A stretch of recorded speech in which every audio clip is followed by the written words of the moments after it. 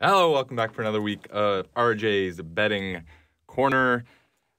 We've got the Waste Management Phoenix Open this week. Is at TPC Scottsdale. Obviously, this is the tournament best known for having that crazy 16th hole, par 3, just completely surrounded by fans.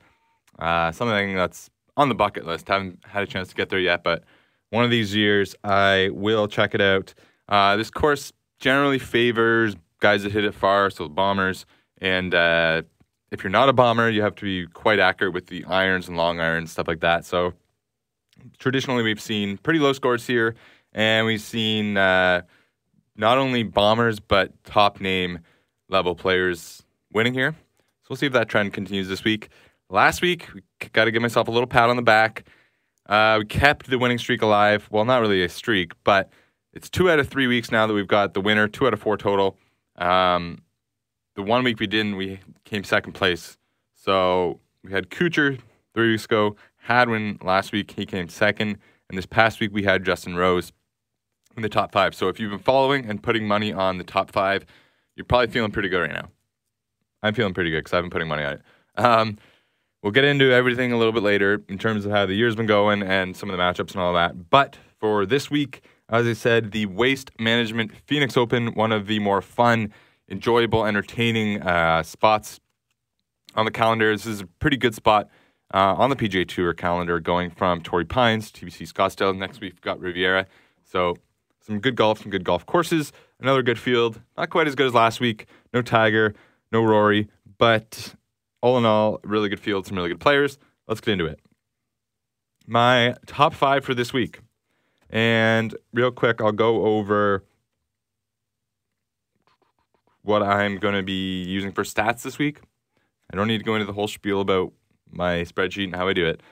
I already gave you that for a couple weeks. But as usual, we're going to go with strokes gained total, strokes gained approach, stroke gained tee to green, and opportunities gained. But this week, with the setup of the course, we're going to throw in driving distance and strokes gained par 5. Even though there's only 3 par 5s, usually there's 4 because it's a par 71 course.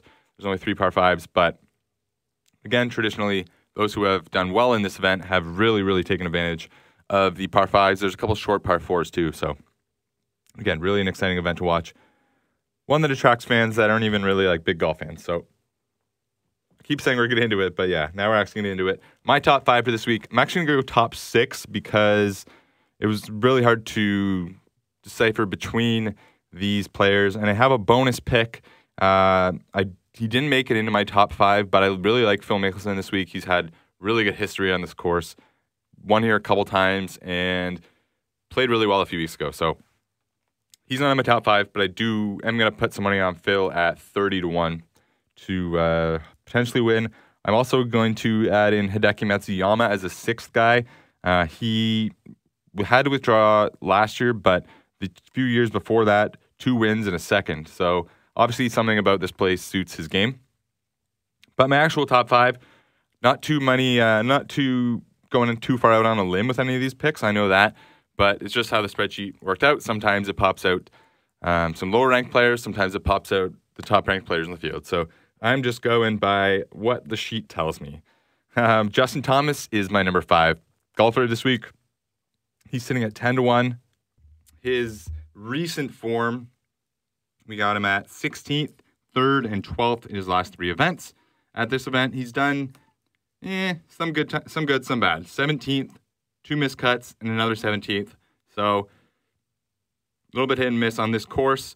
And in terms of the other categories, he ranks 2nd in stats. Number 4 this week is Xander Schauffele. Schauffele is at 14-1 to win.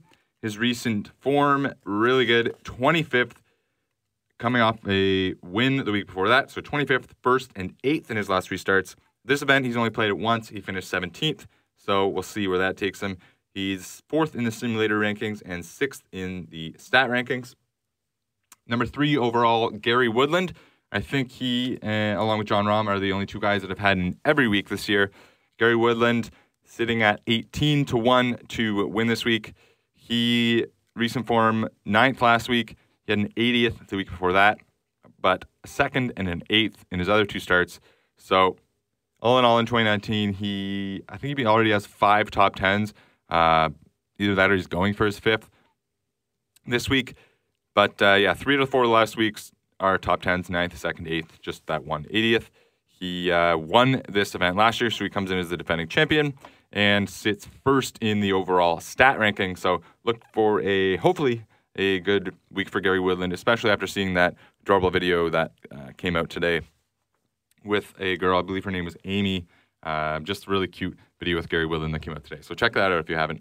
My number 2 player this week is Webb Simpson. Webb is at 20-1 to win. His last 2 starts, he finished 8th and 3rd. In this event, he's had mostly good finishes. Missed the cut last year, but other than that, a 2nd, a 14th, and a 10th.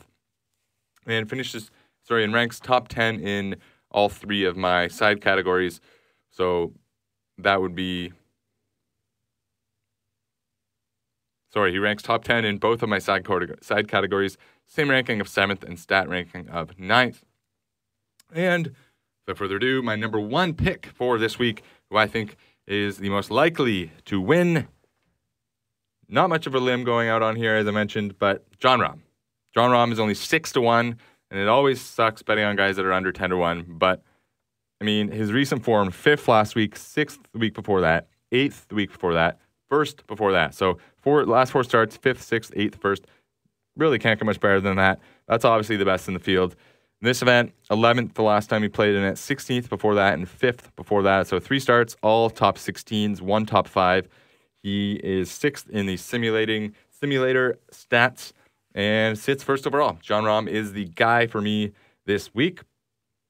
My best value. So there's a few guys that I feel as though may not win, but if you can put a couple bucks on them, maybe if top 5, top 10, top 20, even a couple bucks to win, you can maybe make some good money back. My number 1 guy this week that I like for value is Taylor Gooch. Taylor Gooch has been playing really, really well as of late. Just a young kid. He's at 100-1 to win this week, so maybe just drop a couple bucks there. Jason Kokrak. I'm going to say it's Kokrak because Kokrak just doesn't sound right. He's 110-1 this week. And then I also like, just for value, again, not likely to win, but you never know, Joel Dahman at 160-1, Sung Kang 175-1, and Anders Albertson at 225-1. Guys I do not like this week, Martin Keimer, Alex Noren, and Kyle Stanley.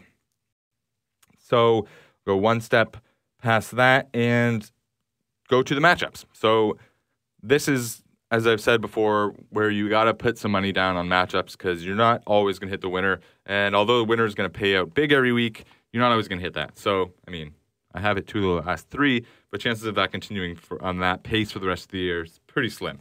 So, matchups this week, I like Jason Kokrak over Siwoo Kim. I have Kokrak 17th on my list, and Siwoo is 76th. I also like Taylor Gooch. He sits 13th on my list. He is going up against Brendan Steele. Steele sits 56th on my list. And finally, I like Sungjae Im, 21st on my list, versus Kyle Stanley. Stanley sits 88th on my list. So that's about it for the picks and all of that for the week. I mentioned last week had the winner. I had all 5 of my guys finishing in the top 20. Tony Finau, 13th. Jon Rahm, 5th. Gary Woodland, 9th. Justin Rose, 1st. Charles Howell, 3rd, 20th. Matchups didn't do as well last week, 1-1-1. And I did lose my Tiger bet. I had him defeating Rory McIlroy straight up head-to-head. It wasn't that Tiger did that bad. He finished 20th, but Rory finished 5th. So bad pick by me, but hey, it's going to happen. If there's anything you're not going to follow from me, it should be the Tiger picks because I'm very biased towards Tiger. But that's that. So that puts us at year-to-date for the top 5. 2 out of 4 wins, 11 out of 20 top 10s, still over 50% for the top 10s on the year. That's probably my biggest pride point at the moment. Although, I mean, 2 out of 4 wins, I'll take that. Matchups, I'm now at 6-3-1 on the year in matchups, 0-1 in Tiger bets, as I mentioned. That's it for this week. Please check out my blog, teeingoffblog.com. I'll have a more in-depth, extrapolated version of this, plus the actual information of the tournament. and the full spreadsheet so you can look at everything. Also, follow me on Twitter at RJMCCULLOUGH. That's RJ McCullough. You can find mostly golf tweets and stuff like that on there, but I'm always open to interact and have some back and forth, things you like, things you don't like about this. Again, my top 5, John Rahm, Webb Simpson, Gary Woodland, Xander Schauffele, and Justin Thomas. Also going to put some money on Hideki Matsuyama and Phil Mickelson just because it's hard to narrow it down this week. And this is one of my favorite weeks on the calendar for the PGA Tour. So hope you enjoy it too. I'll talk to you next week.